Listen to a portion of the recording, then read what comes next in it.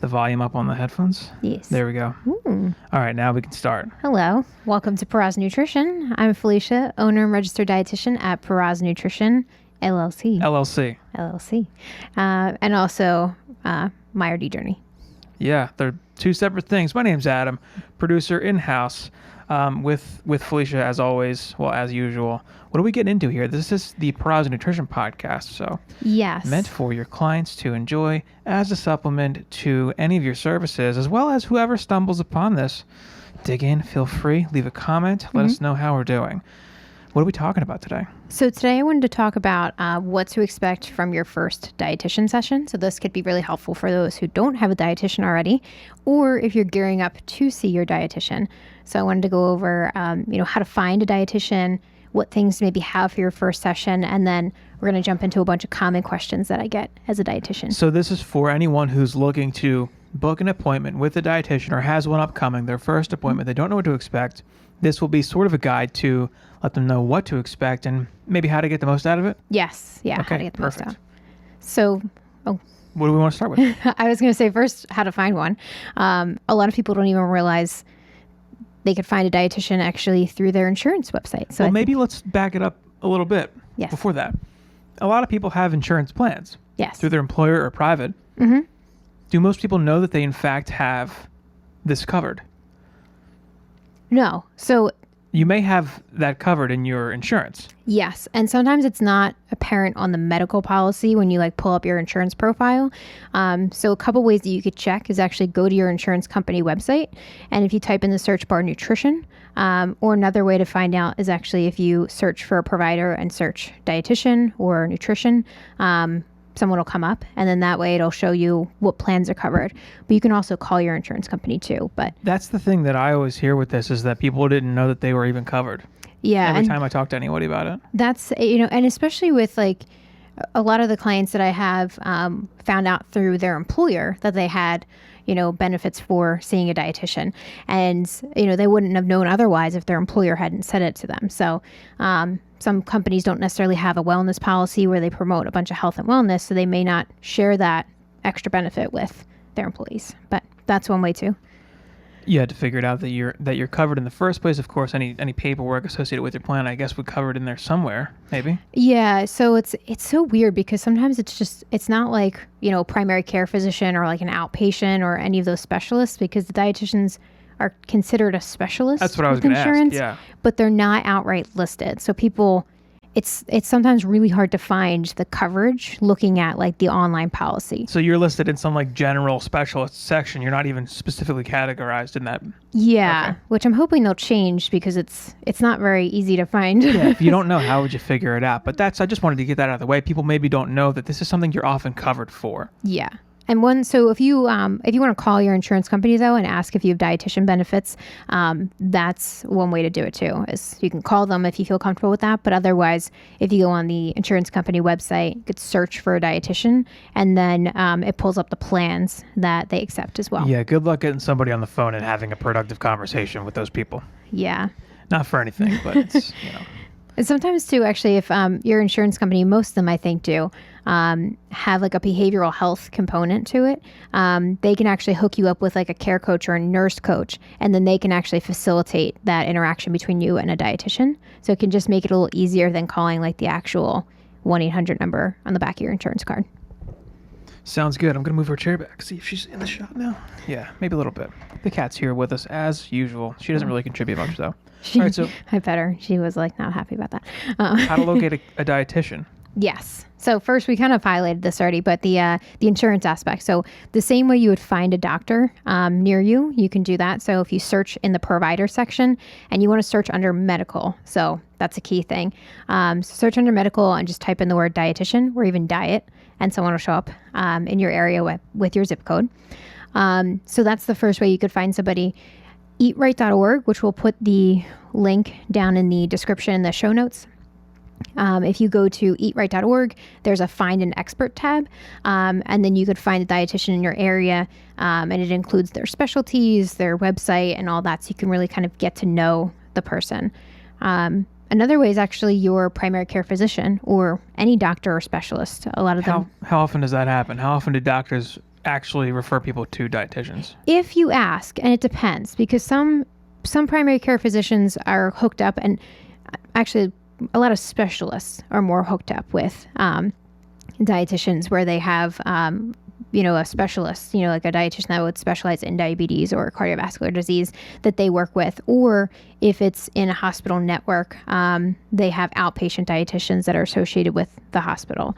So your family doctor would not often refer you to a dietitian, but maybe a specialist beyond your family doctor would. Yeah, and some primary care physicians do. I work with a couple of primary care physician offices where they don't necessarily outright speak about dietetics and, seeing a dietitian, but if someone's in need, I'll come to their mind. So, the hope is that in the future, more physicians are just outright referring to a dietitian and not, kind of when it's, specialty case. Yeah, I think that's coming. I think that's on the horizon, but we're not quite there yet. I know that whenever I see my doctor, I'm pretty young. I don't think it's as important for younger people, maybe a little bit older people if they have a disease or something like that. But my doctor generally just says, "Oh yeah, eat less of this and more of that, whatever."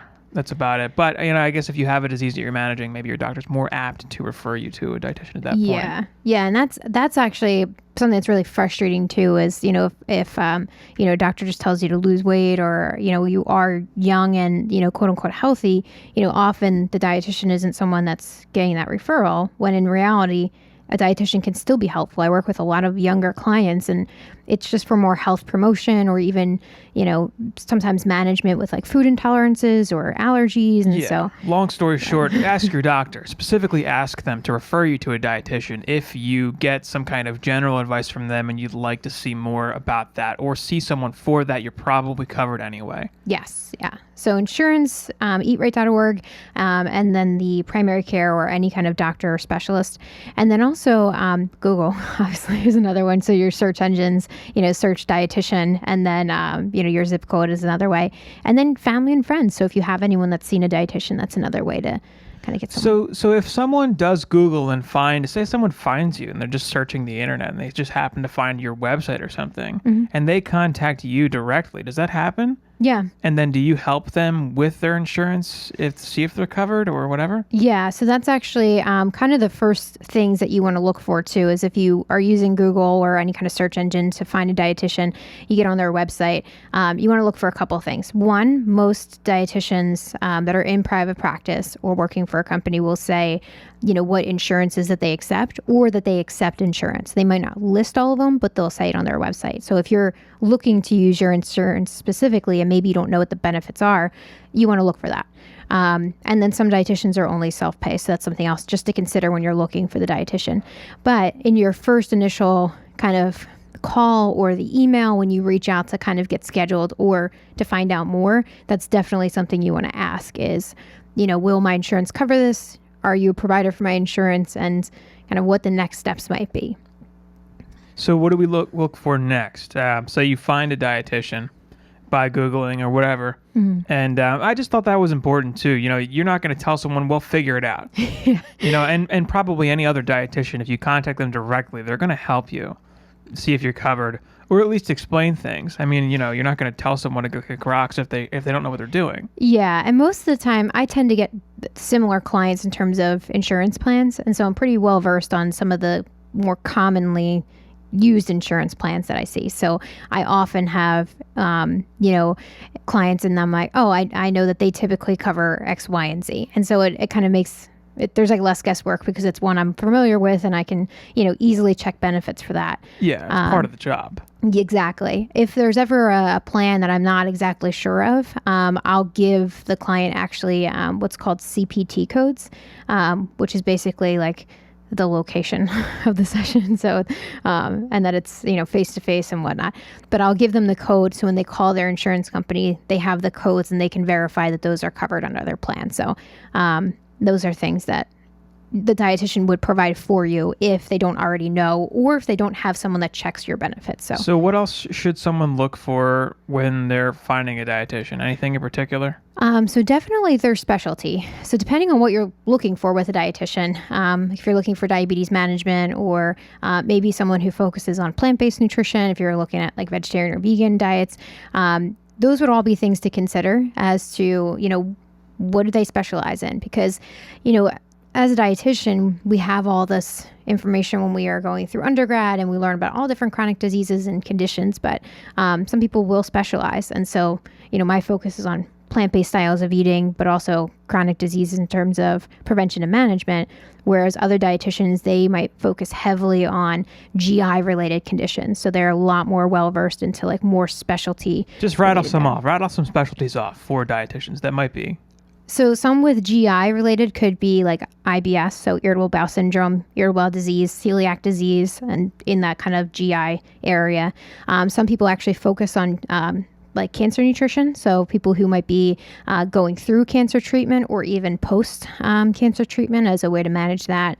Some dietitians, again, focus on, things like vegetarian or vegan diets.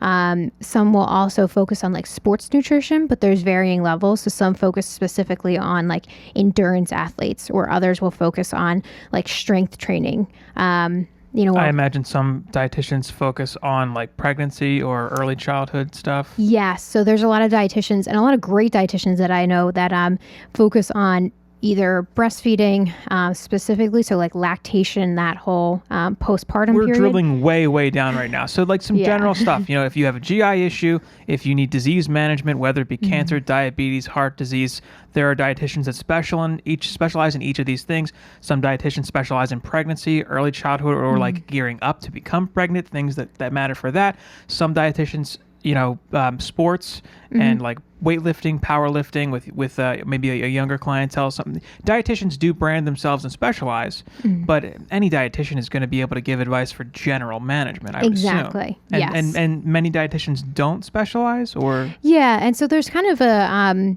there's a lot of dietitians that, may focus on diabetes, but they'll take anybody in their practice because they're well-versed in a lot of areas. So yeah, if you know enough to manage diabetes, you know enough to get somebody on the right track generally. And I know that you have referred people to other dietitians where they needed some kind of expertise beyond your scope. Yes, absolutely. And that's something too, is when you first reach out to the dietitian, whether it's through email or, in a phone call, let them know what you're kind of hoping to get from that first session and kind of the partnership overall. And then they'd be able to tell you, and you can outright ask them, say, this is what I'm looking for. Would you be able to help me with that? And they'd be able to tell you right off the bat, yes, absolutely. Or no, this is out of my specialty. So it's hard to speak for everybody and every dietitian, but having known you for as long as I have and having been in my line of work previously where I worked with dietitians a lot, they're generally not going to be selfish and try to keep you on them and their payroll if you need some other type of care that another dietitian they know specializes in. They network. Dietitians, they're not out to get each other. Yeah. From what I've seen. It's very industry focused, which is something I like about dietetics in general, but that's neither here nor there. So what else should people be looking for with a dietitian? So a couple of things. So not only the specialty aspect, but I mentioned, do they take insurance? Other things would be the setting that they see clients in. So, are they seeing clients face-to-face? Do they offer telehealth, video or phone sessions? And those can all be things to consider, if it's covered with your insurance too, if you're going that route. So those are all really good questions to make sure you ask is, will this visit be face-to-face or will it be, held over the phone or via Zoom video? Call? Especially in these times, a lot of people are opting for a virtual session, which is a very viable option. You've done many. They work. They're a great way to do it. Yes. And they are convenient. They are, yeah. And even I use an electronic records system, and it comes with a HIPAA compliant video portal. And it's nice because there's an app, so people can use their phone and open the app, and it's really easy way to just kind of connect with me. So. Okay, so everyone's got their dietitian. They know what they want from the dietitian. They have found them. They are geared up for their first ever appointment. Yes. How should they prepare for their first session with the dietitian? So first thing you want to do when you schedule the session is figure out what you need to do ahead of time. Some dietitians, like for my practice in particular, I have clients fill out some paperwork and sign some releases before they see me. So making sure that you know what things you have to fill out, where do you go and do this? Do you have to bring it to the appointment or do it online? So that's definitely the first thing. The other aspect is sometimes with dietitians, they'll want you to fill out a food log. So, keeping a log of what you might eat for a day or for a week before coming to the session. And that can actually help with just kind of getting the ball rolling initially. So once you're, ready to kind of go see the dietitian, whether it's face-to-face or virtual, bring a notepad with you.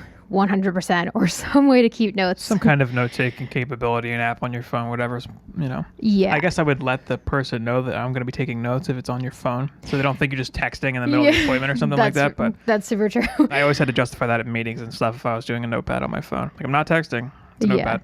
No, and that's a good point. And with, taking the notes, and the reason for this too is sometimes, it can be pretty overwhelming the first session and talking about all different kinds of stuff and setting goals and figuring out what's next. Well, I would imagine, wouldn't a good dietitian not overload you the first session, hopefully? Hopefully not. However, sometimes I have a lot of clients who think of a lot of things, or depending on the dietitian you work with, sometimes they'll send you follow-up information and sometimes they don't necessarily do that. So it really depends. So I always ask people and say, would you like me to send you this in an email format, or would you like me to send you some resources on whatever topic we were talking about, like snacks maybe? And sometimes people will say, yes, it'd be really helpful to just have something to refer back to. And I have other people who are like, oh no, I'm taking notes over here and I've got it all written down. So all right, so we're preparing for the first session. There's some stuff preliminary generally that your dietitian will ask you to do, so you'll know about that. Mm-hmm. It's smart for you to have a notepad or something, prepare yourself to take notes during the appointment. Is there anything else they should prepare themselves for or do to prepare for the appointment? Yeah. So a couple other things to kind of bring with them and prepare would be if they have any recent lab work or blood work done, download those, print them out, have them available. Any kind of medication list would also be helpful. And then bringing yourself with an open mind. When you come to that first session, sometimes, people kind of have a preconceived notion of, what they want to get out of the session. And if it doesn't go as planned, it can kind of be like, no one knows. I don't know. It can be really helpful to just kind of come with an open mind and use that first session as a way to kind of get to know the dietitian, really be ready to talk about your goals, because that's absolutely something that the dietitian is going to ask you, is what your goals are and what you're hoping to get out of the session, and also what you're hoping to get out of, the time together overall. So have an idea of what that might be, whether it's weight loss or controlling a disease or literally anything, but just having, a couple goals that you'd want to accomplish, and then also questions. Come with questions. Probably important to come with some questions and to know what you want to get out of it directly. You're going to get out of it what you put in, I guess. A little bit of effort beforehand goes a long way, because then you're prepared. You don't have to sit there and think of things. A lot of these appointments are timed. Mm-hmm. You generally stick to like an hour or whatever it's going to be. Yeah. So the more questions you can cram into that hour, the better you get for the value. It's not like, if it's covered for insurance, it's not like maybe you're not worried about the money, but still, the time is best served if you come prepared, as with pretty much anything, I guess. Yeah. And that's actually a good thing to also ask when you're scheduling, and even in the first session too, is how long are the sessions and what's covered. So depending on if you are using your insurance, sometimes there's limitations on visits and the time frame for the visits. And so making sure that you know that ahead of time, but then also, if you're paying out of pocket, you want to make sure that you don't go over and then get charged with something. So hopefully they would let you know ahead of time, but just all things to kind of consider. How likely is that? With the charging overtime? Yeah. Did they not say anything? Did they just hit you with that out of nowhere? So I've heard from some dietitians where what they'll do is they'll come up to an hour or 30 minutes or 45 or whatever it is. And they'll say, we're at the 30-minute mark or 45-minute mark or something like that. We can continue talking and it'll be X, Y, and Z if it's like a self-paying client. Generally, they're not going to just bill you, but it's just something to clarify mid-session if you're concerned about that, or before the session via whatever email or anything like that. Smart thing to clarify beforehand, I would think. Yeah. And especially, I always let my clients know ahead of time, we have this much time for the session today, or your insurance covers X, Y, and Z, just so they know, and everybody's on the same page, and that's, again, what working with a good health professional is they should be open and honest with you about these things, so you're not kind of running into this red tape all of a sudden later that you're like, why didn't you tell me about this? Yeah, that's no good. It's a red flag. So what to expect in your first session? Let's talk a little bit about what to expect going in and during the session. What should they be expecting to happen? How does it go? So first session, and just kind of what I do anyway for a first session is, if it's a phone or a video or face-to-face, they all kind of start in the same way. So the first thing I'll say is, thanks for coming in today. Thanks for filling out the paperwork. I might start with clarifying questions on paperwork. So sometimes I'll ask, you indicated this, and this on your paperwork. I just want to, clarify something on it. Or other ways I might start would be, thanks for coming in today. Do you have any questions that you'd like to get started with? Or what were you hoping to get out of today's session? And kind of leave it a little bit more open. And that's, again, where kind of coming prepared with questions or a goal that you had in mind can be really helpful. That tends to be the part where I find some clients jump into, their background in terms of what things they've tried in the past. And all of that is really helpful to share with your dietitian because it, for me, it lets me know what you've tried, what's worked, maybe what hasn't, and what maybe has been frustrating about things in the past and how I can better help you. And then from that, I might ask you, what were you hoping to gain from me today? And so sometimes people want to know, general information, or they're like, I don't know where to start. And so one of the things I might start with is, let's go through maybe what you might typically eat in a day, if that relates to maybe their goals. And then from that, we kind of go through what they've had in the last 24 hours. Let me ask you something, because you just kind of brought something up and you talked about how they should talk about what's worked in the past. Mm-hmm. Would it be viable for you as the dietitian if they sent you a link or an email with a PDF or whatever it was of some kind of material that they used in a program that they already went through that worked for them or that they didn't like? I guess that would give you a good idea of what to do or not do in the future with them. Yeah, absolutely. And I've had clients who have done like weight management programs and have booklets. And when I used to do a lot of face-to-face, they would actually be like, oh, I have a booklet that I can show you. And sometimes it'll be something that they're like, oh, this was really helpful, but this aspect wasn't. And so that's helpful for me because then I know, okay, this worked for them, but that didn't. So we need to find an area that works better than this. If you have material for anything that you've done in a program that worked or didn't work for you, I guess I would imagine that would be really nice for you to know about or look at even to see what kind of material, what kind of guidance worked for you in the past. It would be good for your dietitian to know that in advance. Absolutely. I guess that would be part of preparing for your first session rather than, what we were talking about. But I don't want to backtrack too much. I just thought I'd ask about that. Yeah, no. So the form review, getting an idea of someone's goals, asking what they've done in the past or their food nutrition history. Medical history is generally something that's on the paperwork that I have for clients, but that's something I usually review in the first session because sometimes people indicate that they have diabetes and cardiovascular disease, but I'm not sure if they've ever had education on it or if they know much about it. Okay, so including any education that you've had would help probably. I guess so you wouldn't be rehashing too much with them? Yes, that's kind of, I don't want to start talking about diabetes and they're like, well, I already went to a class for this. Yeah, that would be good to know, I guess, in advance too, right? Yeah, and sometimes people will say, oh God, I had a class on this 5 or 10 years ago and I don't even remember anything about it. And so that's helpful for me to know that they've had some basic information, but it hasn't been recent. And usually what I'll do in those situations is I'll ask if they have additional questions in that area or if that's a topic they would want to explore. One thing I want to note too with topics just in general is a lot of times in the first session, I brainstorm topics with clients. So I'll ask them what their goals are, but what kinds of things they'd like to talk about.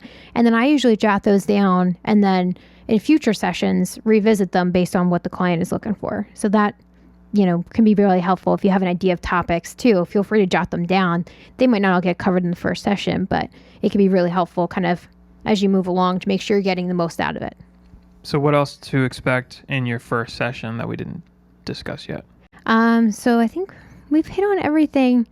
The other thing I just want to point out is that, the first session can be a lot, but it also can be like a get to know you in a sense, and you're kind of building a partnership with somebody. So, there might be a lot of questions being asked about what you've tried, what, has worked and all that. And, one thing I found is I've had two approaches kind of with counseling as a whole over the years. And the first approach that I used to have was I would just kind of slam people with education and information.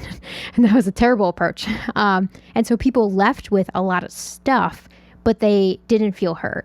So sometimes, you might find in that first session that you are talking a lot more than the dietitian, and that's a good thing, because they're learning more about you and how they can help you. So if you leave the session, and you should always leave the session with some kind of action goal or item.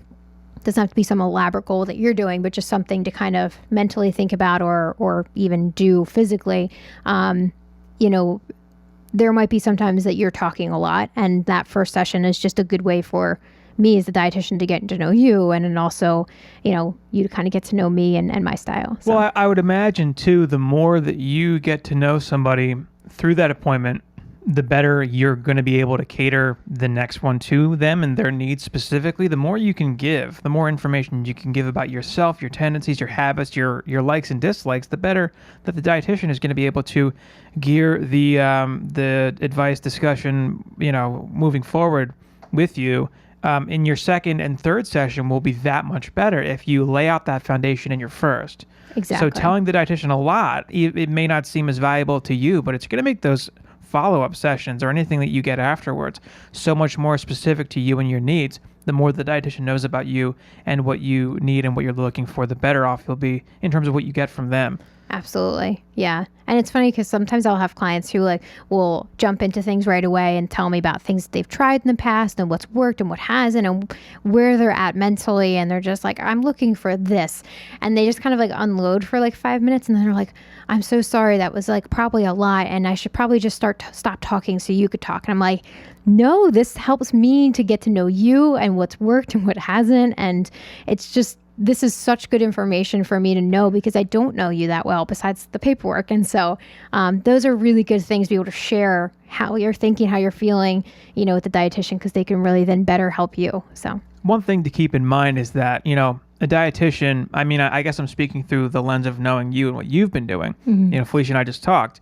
Am I not allowed to share how many active clients you have currently? Is that a no-no for a number? No, that's fine. So you told me you have 50 active clients about right now, mm-hmm. and you've been doing this for several years.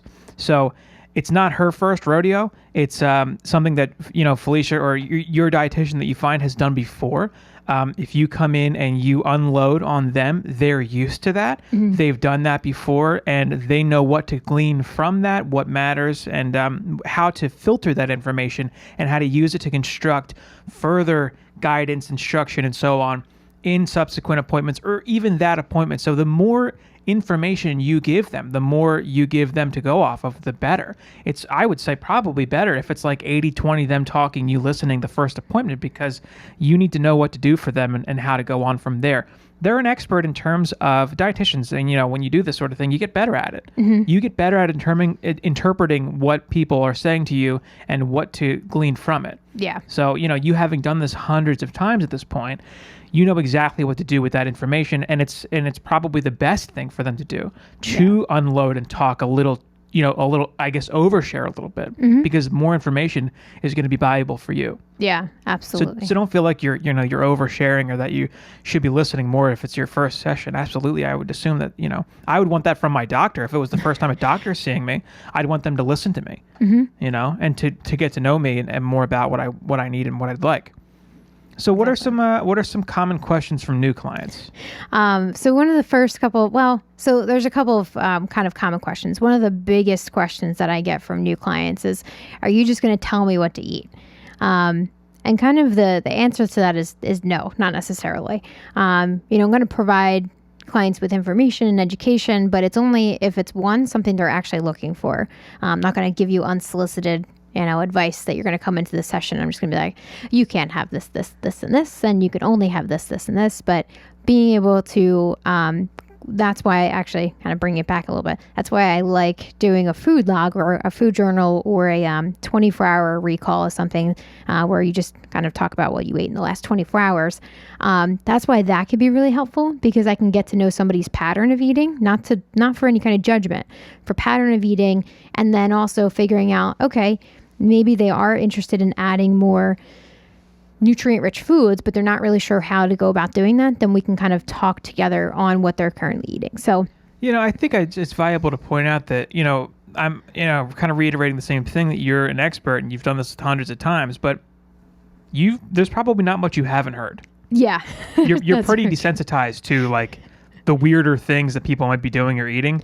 If you feel a little embarrassed about sharing what you eat or what you do, you probably shouldn't. Yeah. You definitely shouldn't. You've had a lot of clients. Some of them have been way out there, I'm sure. We don't talk about specifics, but I'm sure that you've heard and seen it all in terms of what to eat. Don't be embarrassed about what you eat or what you do, and you should absolutely just share it. Yeah. It's you after a while when you get desensitized to this stuff, anyone who's done any kind of line of work, you don't judge. It's just information. Yes. That's such a good, I like that you said that. It's just information. That's exactly what it is. So one of the reasons why I like to do like a 24-hour recall on the phone or in a session with somebody is because when people don't know me or don't know me as a dietitian and they're keeping a log before they come in with me, there is that layer of like, oh, I got to eat better for the dietitian, or it's like, I can't write down everything because they're going to judge me and think I'm a, terrible person and I should know better and all this stuff. And it's like, that's why I like kind of talking through what people eat in a day and getting an idea. And again, it's for information purposes, to identify, because if you identify to me that you want to, you find that you're not satisfied after meals, and then we look back and we find that, your meals are low in, fiber, they're low in fat, they're too low in calories. That's all good information for me to like be able to see your intake and say, hey, maybe you're not eating enough, and kind of, again, use that information to better help you. So that's it'll be better for you. Like, a lot of people, before you see the dentist, you like floss and brush like crazy, like right before you go into the dentist, thinking like, you want to polish up your teeth first for nice and good for the dentist. You shouldn't do that with a dietitian. You should do what you normally do. Mm-hmm. If you know you're going to see a dietitian in 3 days, don't eat nothing but broccoli and fruit for the 3 days leading up to that dietitian. Just live your life and do what you normally do. That's going to be better for your dietitian to really know what you're actually doing. Yeah, exactly. And, I'm highlighting food a lot, but food isn't just the whole point of it, as in like what you're eating, but the timing of your meals too. Like sometimes I find with the food logs that people find that after we do one on the phone together and we talk through what they eat, all of a sudden they realize, oh my gosh, I'm going like 8 hours between lunch and dinner, and then I'm starving, and then I'm eating everything in sight, and then I'm not hungry for when actually I'm sitting down for dinner. And so adding in a small snack on the way home from work sometimes could be so helpful. And that's, again, having that information. So it's not like I'm really changing much about what they're doing, but just even tweaking the time frame too. And that could be really helpful. Yeah, I think part of this with the dietitian and seeing a dietitian is that it's undersold, and it's kind of hard to even grasp or conceptualize the fact that there is a person, a dietitian, who is kind of an expert in like what to eat, when to eat, and how to eat. And, we've all been eating food our whole lives, and we all have sort of a concept of breakfast, lunch, dinner. These foods are healthy, these foods aren't. But there are a lot of gaps in our knowledge. Just as I'm not a dietitian, just as regular people, you and I probably have a similar concept on what's healthy food and what's not. A dietitian is just going to have a different filter. Mm-hmm. And the information is going to be extremely valuable just objectively. So it's hard to really think about how a dietitian is an expert in a thing that, like, who doesn't eat food? Everyone eats food. But there's so much around it that you help people. Like you just said, I think that's a really good point. If you're in a sort of situation where your lifestyle is such that, you eat lunch at 11, but then you can't eat dinner until like 7 o'clock, and there's a huge gap there, it may never have occurred to you to like have a snack in there in the middle of that time gap. And then you'd work with your dietitian to figure out what you like, mm-hmm. what's available, what you're doing in that time, so you can talk about the specific things like, oh, I'm commuting here to here, and I do have a little bit of a gap here, and you could say, oh, all right, well, you could do this or that. That's the kind of thing that's going to come up when you're with your dietitian. Those sorts of very specific things that are going to be very directly catered to you. Yes. And that's a good point, that everything is personalized. None of as much as there's kind of like a formula in the sense of, how my sessions might have a structure and my follow-ups might have a structure, every session is different and every client is different. So I've seen a lot of different things, but my approach is always tailored towards the client and what's going to work for them. And, everybody has different styles and their habits throughout the day, and they're starting in different areas of motivation and levels of motivation. And so, it would be pretty unethical of me to just be like, well, you need to do this, this, and this. And that's why it needs to be personalized. And that's why I need to get to know you. And then also, there needs to be this kind of layer of honesty too of what you might be doing now, so I can better help you. I mean, it's the whole idea is to help the client. So everyone's different. I think that example was like really good where, if someone has an 8-hour gap and putting a snack in there and like talking about how to do that and what they could do and what they like, that's a good example of how to personalize it. And there's like, 1,000 different things that you could be doing or not doing that a dietitian would help you work in terms of like personalizing your care. That said, I guess a lot of people ask you for meal plans. Yes. So, and actually, I, just off the bat, I don't give meal plans, or create meal plans. What's your beef with meal plans? So, well, actually, bringing it back to when I first started as a dietitian, I was like, I'm going to be giving meal plans left and right. I was actually excited about it. And then I created my first couple meal plans. And they are so time consuming. Like, I created one. It was like, it took me like 3 hours because I had the client write down like what they typically eat so I can model it off of what they're already doing. And then I had to take into consideration like how much protein you needed, how many calories, how much fiber, and then make the meals in a certain way. And then, so anyway, it took forever, first of all.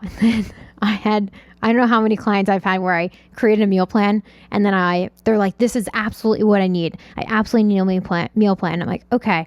And then I make one. And then it sat on their table and they're like, oh yeah, I followed it for like a day. And then I didn't use it.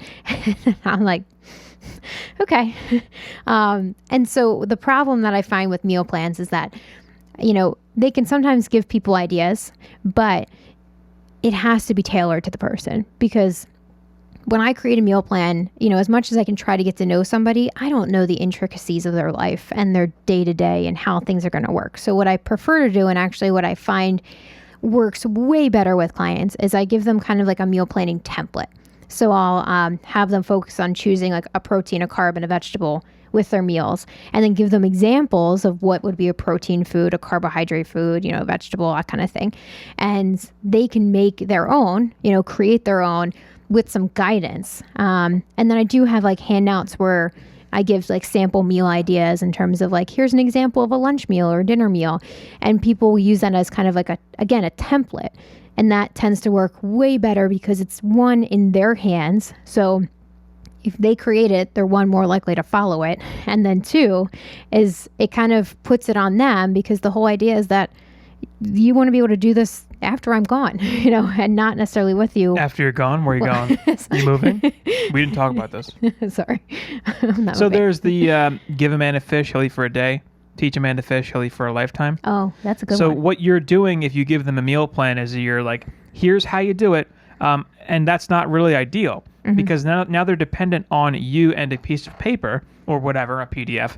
If you teach someone how to create their own meal plans, they are independent. The end goal is not for you to develop a dependence on a dietitian. The end goal is for you to be able to do this however you like and to fit it into your lifestyle in a way that's conducive and convenient for you. A dietitian is trying to help you get there. Exactly. Not to keep you dependent on tools that they supply to you. Exactly. And I have a lot of clients actually now. What they do is we've brainstormed, what, and to be honest, a lot of people don't meal plan necessarily. It's not something you have to do. Some people are kind of a little bit more flexible. They know, here's all the components that I need to have on hand, and they just kind of create on the fly. But I do have some people who prefer to have like a set out plan and write it all out. They have their shopping list and everything's like kind of more organized in that sense, and that works for them. But what I actually have a lot of clients do is we brainstorm on the call together, or during the session together, and then they'll send me their meal plans, and then I can give them some feedback in terms of like, adding in more vegetables or anything based on, it's obviously again still personalized to them, but that's something too, is it's not that I won't give input on any of that. It's just it's put into their hands, to kind of take the charge. So we're talking about food and diet. Just to touch on this a little bit, because we've talked about this, maybe not previously on this podcast, but on Felicia's other podcast where we talk about how RDs can progress, and it's called My RD Journey. Plugging away here. But, it's not just about food for a dietitian. Dietitians have a bigger scope of practice. It's not just down to food. What else might you talk about? Yeah, so we usually the first session and following sessions, I not only talk about food and what people eat, but what they drink. So whether it's alcohol, coffee, water, all of that. And then also the exercise aspect too. So how much they might, not necessarily just dedicated exercise, like they spent 30 minutes doing this and that, but just how much they move throughout the day too. And then also the huge part of what we talk about is... So their level of activity. Yeah, overall activity. Okay. And then a huge part of what we also talked about is the mood aspect too. Because I have a lot of clients who right off the bat will say to me, I'm a stress eater. And so, kind of diving into that a little bit, sometimes it's things that we'll work on together, or sometimes it's things where, it might be helpful for them to also see another professional, maybe a therapist or, someone to kind of talk through some of, if there's, things that are again out of my scope. But sometimes it's the idea of like, they're stressed and busy all day long, and they're not putting themselves first, which I think is something we've highlighted slightly in other areas. But being able to kind of put themselves first to say, I am going to, stop what I'm doing and go for a walk because I know that this will be helpful for me in the long run. So sometimes we talk through those things too, of like how it's going to make them feel too, to take the time to themselves to be able to, whether it is exercise or, cook a meal, or things like that. And again, it kind of depends on the client and what they like. So there's a little more to it than just what you're eating and when you're eating it. There's also your activity level, how sedentary or active you are. There is a mental component to eating that can be brought into the picture. You're not a psychologist, obviously. I don't know. Do you have any kind of mental health expertise certification, anything specific, or like something that you would use?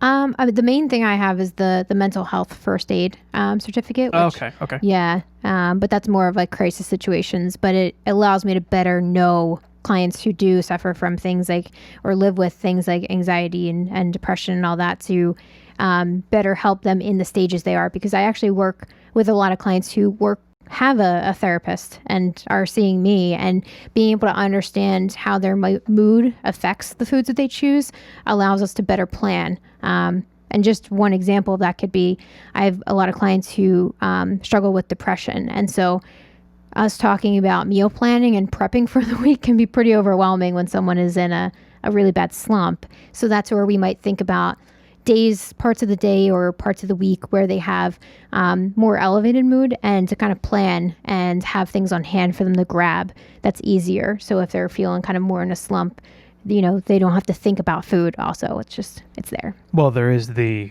food and mood connection. Yes, and we're going to talk about that on the podcast. So we're going to develop that a little further? Yes. There may or may not be a product coming with that someday, hopefully. Yeah. Link in the description if that's here now, but probably not if you're listening to this in the future. We may be developing a product around that. Yes. Potentially. We'll see. But that's another point. There's other things around this. It's, and you specifically, and I guess maybe this is something else to look for in, preparing for your session, and also what to look for at a dietitian, is that you have a personal trainer certification. Yes. A personal trainer certification. So there is a certain limitation to the scope of a dietitian in terms of exercise, where they can talk about it in generalities, but you specifically, being a personal trainer, you can go into depth in more great detail. For you, your scope of practice is expanded beyond just the general CDC recommendations or whatever a dietitian is normally allowed to talk about. Yes, absolutely. And that is often something, actually, sometimes I have clients who we focus a little bit on nutrition, obviously, and we'll talk about, health. But then we actually bring it into fitness, and we talk about, what their current workout routine is, how they might want to tweak it, what other exercises they can do, and kind of really hone in on that, even more so in the sessions too. So it gives kind of that flexibility, which is why it's also really helpful to kind of, research your dietitian first, because you could find someone who has kind of a breadth and a big area or big scope of practice, I should say, and then that can better help you, So, we're talking about seeing a dietitian. You may see other terms thrown around that could denote a dietitian that aren't really like a nutritionist. Yes. Or there are probably some other titles that are thrown around a little bit, maybe like a health coach, that sort of a thing. So people may advertise themselves as experts in this area. And has that been a thing you're asked about by clients? Yeah. And what to kind of muddy it even further is, so in Pennsylvania, a dietitian and a nutritionist are not the same thing. So all dietitians are nutritionists, but not all nutritionists are dietitians. That's different in other states where someone can only be a nutritionist if they've gone through all the education and training and sat for the boards like I have as a dietitian. So in Pennsylvania, just to clarify, I'm a nutritionist. Yeah, it's not a licensed term unless... I don't have any credentials. Yeah, he can But say... I can just say I'm a nutritionist. Yeah, he could say as a nutritionist. You can't use the term licensed nutritionist, but you could say nutritionist. So, and even health coach is not a regulated term in Pennsylvania either. So you don't have to go through any specific training to be a health coach. Some people do and some people don't. That differs state to state in the United States, and it may differ in other countries. Yes. I would say you probably have to look and make sure, is the word dietitian a safe bet? Yes. Dietitian is a protected term in Pennsylvania. What about in the United States as a whole? Not necessarily, only because there's some states that they can't necessarily use the word dietitian, but a nutritionist or nutrition specialist is sometimes the terminology that are used in other states. That's so protected? Yeah. So they have different levels of what's considered a protected Is that something word. Googleable that's easy to discover? Yeah. So actually, if you're on that Eat Right website, which we'll link in the description, there's actually a whole map that talks about what That's people valuable. are called in different to look areas. at. So I hope do we have anything in terms of like Canada or the UK or other English speaking countries that we can talk about? Do you know anything about overseas? And Canada is something different. It's they use the term dietitian, but there's something else that's protected that I'm not sure of. Okay. And I'm not aware of what Europe. Maybe we can dig a little bit and provide some resources in the description if we come across anything valuable. But if you are in the UK or Europe, anywhere, other terms may be protected, other terms may apply. It's something that you should look into and make sure that you're not signing up for someone who's trying to, sell you essential oils or something weird. Yeah, and there's two reasons for that. Not only having like the someone who is credible and has gone through training and the experience aspect and the education aspect, but the other piece too is if you are using your insurance, like there's in Pennsylvania anyway, the coverage for nutrition counseling is by a dietitian, and so if you're working with someone who is not a dietitian, you might not have coverage for the session. I assume you would know that going in. You would discover that throughout the process of preparing. And just again, like sometimes dietitians use the word nutritionist instead, and so they'll call themselves a nutritionist and use that term. A dietitian will use that willingly. And even on like social media and stuff, a lot of dietitians say the word dietitian in their profile, but on their like handle, it's something nutritionist. And some of it's to kind of because people think of dietitians as nutritionists. Some of it's because some of the states, protect the word nutritionist. So, but again, it's not all universal across the United States or around the world. So it just makes it confusing, to be honest. It seems like it really should be in the United States, at least centralized and one protected term that everyone who's credentialed should use. But yeah, they're actually working on that right now. More to taking come. A while. More to come on that. So, as a dietitian, and you're, in your practice, what other questions? I guess people talk about like, are you going to tell me to stop eating this or that, or like, can I not have donuts anymore or something? Yeah, and it's funny because I always tell people no, because and it's true because. So I can't have donuts anymore? Is that what you're saying? Oh no! I always tell people I'm not going to tell you you're going to cut out your favorite foods. Like, okay. Yes. So you're not endorsing donuts.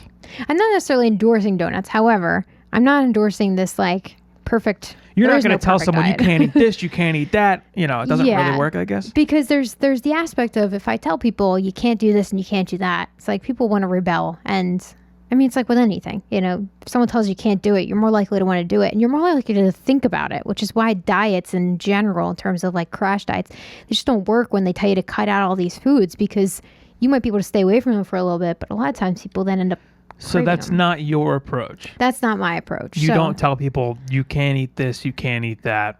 Yeah. But I assume a lot of people going in, they think that's what's coming. Exactly. And to be honest, I often have people come into the first session and say, are you going to tell me I can't have donuts anymore? Because I really like donuts. Or are you going to tell me I can't have chocolate anymore? And I say, no, this is your goal and this is your pathway. But also, the whole idea is to have a healthy balance, and whatever that looks like to you is going to be different.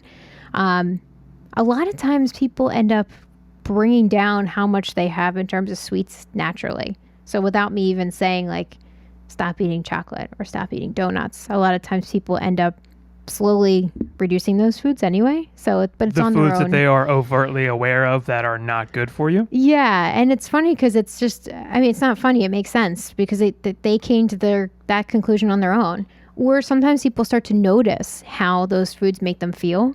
So they'll, maybe they'll come into the first session, they'll start making some changes. They might start eating more vegetables, exercising more. And then all of a sudden they go out on a weekend and they're like, man, on Monday, I just felt so tired and sluggish and my joints ached and I just don't want to do that anymore. And they kind of connect what they're eating to how they're feeling. And then they end up wanting to reduce some of those foods anyway. So yeah, when you start to become more aware of this stuff by seeing a dietitian and tracking these things, most people have never written down everything they've eaten in the last 3 days ever in their life. Mm-hmm. It's something that you're not usually as aware of. Anyway, so when you start seeing a dietitian, I could see it very naturally being something that you start to become more aware of and naturally start to reduce the unhealthier foods. Everyone kind of knows that fried foods aren't good for you. Candy's not good for you. Sugar's bad. But you don't think about it as much until, you start to prioritize your diet. It's kind of like, if you start seeing your dentist 3 times a year, you start being more overtly aware of your dental health. It's the same with food, I would imagine. Yeah. But yeah, you're not going to just tell somebody, don't eat this, don't eat that. No. And everybody has kind of like a different threshold for what their comfort level is, and obviously their goals are all going to be different. But I have clients who, they want to have, chocolate every day, and that's not for me to say you can't do that, And so if it fits within the goals they're trying to achieve, and they're aware of what they're doing, then so be it. And we focus on other things that they would want to modify and tweak. So.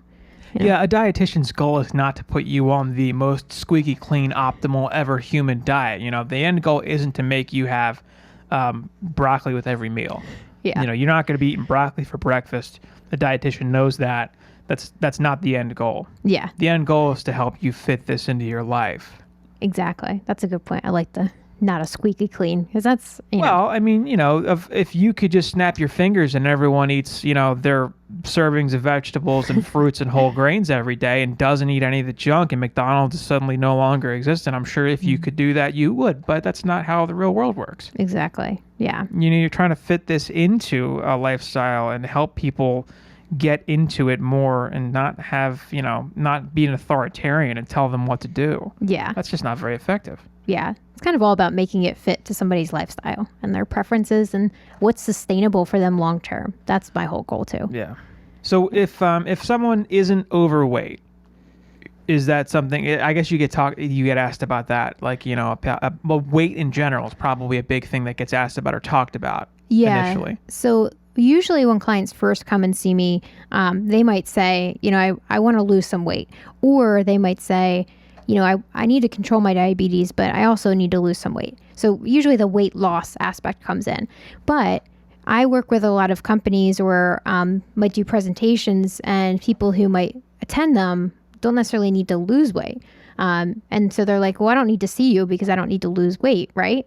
But there's so many other things that I can help somebody with. So, we mentioned chronic diseases, so managing diabetes, working with heart health, reducing the risk of cardiovascular disease or high cholesterol or high blood pressure. All of those things can be unrelated to changing somebody's weight, and focusing on the habits and the foods that somebody eats and stress levels and all of that kind of stuff. And then there's also the aspect of, performance nutrition, like we mentioned, sports nutrition. So some people, their goal isn't to lose weight, but to optimize how they're fueling for exercise. So, And then I have clients who need to gain weight. And so they come to me because they're like, how do I gain weight in a healthful way that won't also put me at risk for diabetes or high cholesterol? Yeah, not every client you have is overweight. Weight isn't the main, well, it's not the only thing that goes into this. Yes, and of absolutely. course, you don't really, just like you wouldn't wait until your teeth are falling out to see a dentist, or you wouldn't wait until you're on the brink of death to see a doctor. You don't want to wait until you have a health problem to see a dietitian. Of course, if you are a healthy, if you are at a healthy weight and you feel good and everything like that, there may be some things that a dietitian could still, of course, there's something that you could still offer. Yeah. It's always going to be valuable, and take advantage if it's covered anyway. Yeah. You're just missing out. Exactly. It's like sometimes I have people who, the focus isn't on weight at all. Maybe they're at a healthy weight, or they feel good about whatever weight they're at. And I'm providing, recipe ideas and cooking strategies. And so it's completely unrelated to like weight, and focused on like the food that they're eating and making it more enjoyable and more fun. And so it's, that's also something too, is even for inspiration or ideas, that can also be a place for where a dietitian comes in. Very often dietitians themselves are, not necessarily chefs, but have invested a lot of time into learning how to operate in a kitchen, how to cook. You used to do cooking classes and demos. Yeah. Yeah. So it's something that your dietitian, when you used to go visit people in their homes, that was part of something you would do, is cook with them too. There's so much to offer in terms of what a dietitian could do for you that's unrelated to how much you weigh. Exactly. Yeah. So what other questions do people usually have as new clients? Do I have to work with you forever? Well, do we? No. And so, the whole, we kind of mentioned this a little bit, but, the whole idea is to someone to be, on their own at some point, that they might check in with me. So kind of just to give you an idea of what my client process tends to look like is I have people come in for a first session, or, do a first session with someone. And then what we do is we set up sessions based on that. So sometimes it's every 2 weeks initially, sometimes it's every other month, or sometimes it's monthly.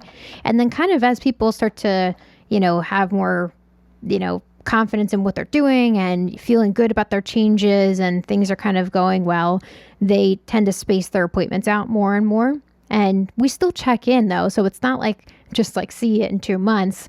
We might check in through email or through secure text messaging or things like that to kind of, hey, how are things going? Or if they need something in between sessions, like if they're, I'm looking for another recipe that I can try out.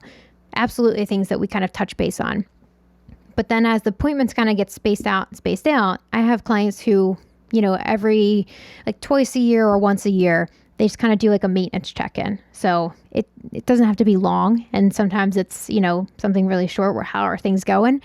And then I also have clients who kind of transition into other areas of, like we mentioned with me being a personal trainer, I do like online fitness classes, and I've done support groups and things like that for, health and wellness. And so sometimes people transition into kind of more group aspects where they don't need the one-on-one from me, but they still like to just kind of have ideas from other people, and just kind of, they find it exciting too, to talk about nutrition and talk about exercise, and it gives them ideas and kind of keeps them motivated. So no, the short answer is, you don't have to work with me forever, and someone shouldn't hold you captive to their practice or their service. That's not going to happen, really, I would think. No, but it's more of, did you get what you needed out of it kind of thing? And, what would be helpful for you long-term to check in with somebody, or at least have them as a resource. And one thing, and I hate to beat a dead horse, but if you have an insurance plan that covers visits with a dietitian, you're already paying for it.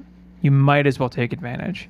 Obviously, you don't have to see a dietitian forever. If you see someone like Felicia, a dietitian for 6 months or a year or 2 years, and you get to a point where you know what you're doing, you have healthy habits, you have all your questions answered, and you know how to do everything you need to know, you maybe don't need to see a dietitian anymore.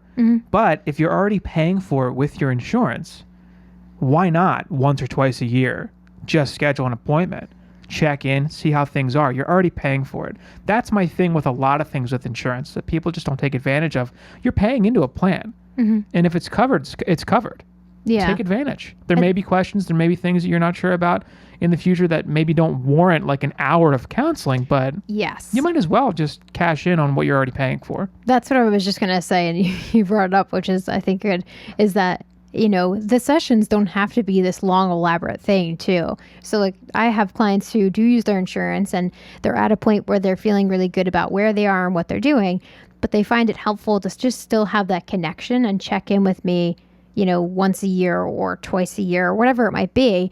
And the sessions are in an hour. I mean, there might be a session where it ends up being an hour when we talk about some different food related things, but a lot of times the sessions are, 20 minutes, 30 minutes, something where, hey, how are things going? What's been working well? What new things have you tried? And it's just kind of more of this like maintenance aspect, but yeah, that could be really helpful in that.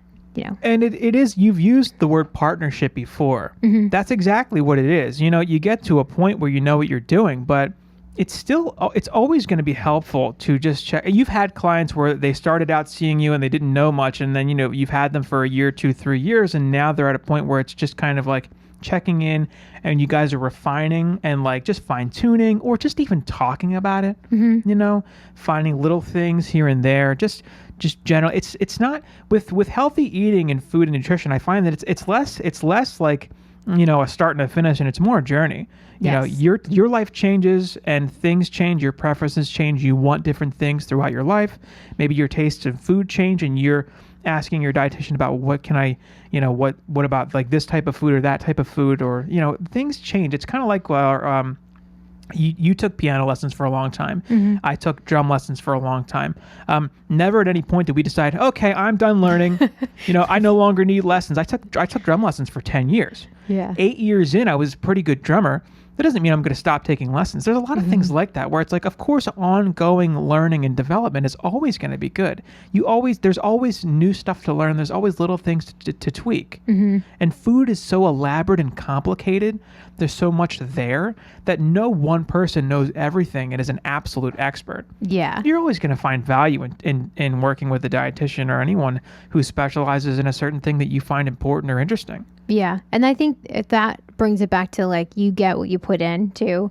And I have some clients who they're in kind of a maintenance phase where they've learned a lot and they're applying a lot. But sometimes they're like, I want to know more about just nutrition and how the body works. And so sometimes they kind of dive into different areas where I can kind of explain things, less surface level, and kind of dive deeper. Epidemiology and hormones and things like that. You want to know about ghrelin and leptin? Let's go. I have some clients that are really interested in that, and that's really exciting for me to kind of talk more about too. And so, being able to kind of like brainstorm sometimes, what are other topics we could discuss or what are other things we could bring to the session? And, those things can be really helpful. But you mentioned it being a journey, and I say that so much to my clients that you're on this, I talk about lifestyle and, it's a lifestyle change, but recently I've talked to a few clients about being on this journey, and it's like, you're driving along and you're on this, pathway, and you see all these different scenery, and it's like, you have pit stops along the way, which could be different goals they might have set. They might stop and see the lovely scenery one day, and that could be when they try a new recipe that they like. And it's kind of just, it's an experience. Like that's the whole thing, is that this isn't just, start and an end. It's the whole experience. Yeah. It's a journey. It is a component, a permanent component of your lifestyle. Having a dietitian in the passenger seat with you is only going to be more valuable. It can only enrich your experience with food